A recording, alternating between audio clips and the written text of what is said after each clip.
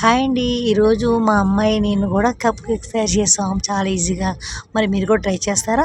ఓ 2 గ్లాసులు పంచదార చేసుకొని, మిక్సీ పౌడర్ చేసుకొని, ఒక గిన్నెలో వేసుకొని, అందులో జల్లెడ పెట్టుకొని, 2 గ్లాసులు మైదా, 1 గ్లాసు కోకో పౌడర్, అర స్పూను సాల్ట్, అలాగే 1 స్పూను బేకింగ్ పౌడర్ కూడా వేసుకొని, నేను చూపించిన విధంగా బాగా జల్లించుకొని, పౌడర్ మిక్స్ బాగా కలుపుకోవాలి. ఇలా కలుపుకున్న తర్వాత 2 గ్లాసులు హాట్ వాటర్‌లో 1 గ్లాసు ఆయిల్ వేసుకొని, చల్లారిన తర్వాత నేను చూపించిన విధంగా ఇలా కలుపుకోవాలి. బాగా మిక్స్ అయ్యేంత వరకు కలుపుతూనే ఉండాలి. బాగా కలిపిన తర్వాత మనము ముందుగా చూసారుగా కప్ కేక్స్ అన్ని రెడీగా పెట్టుకున్నాము. ఆ కప్ కేక్స్ అన్ని రెడీ పెట్టుకొని బటర్ రాసుకొని పక్కన పెట్టుకోవాలి. ఇప్పుడు అదే క్రీమ్‌లో మళ్ళీని వెనిలా ఎసెన్స్ కానీ, అలాగే మీకు నచ్చిన ఫ్లేవర్ కానీ వేసుకోండి. అలాగే జీడిపప్పు పలుకులు కూడా వేసుకొని బాగా కలుపుకున్న తర్వాత ఆ కప్ కేక్స్‌లో వేయాలి.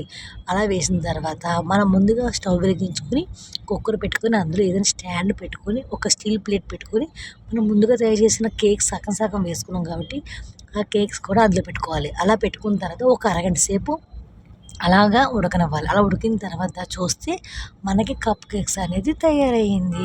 చూసారు కదండీ! నేను చాలా ఈజీగా తయారు చేశాను కప్ కేక్స్. పిల్లలకైతే చాలా బాగా నచ్చింది. చాలా స్మూత్‌గా కూడా వచ్చినాయి. మరి మీరు కూడా ట్రై చేస్తారా?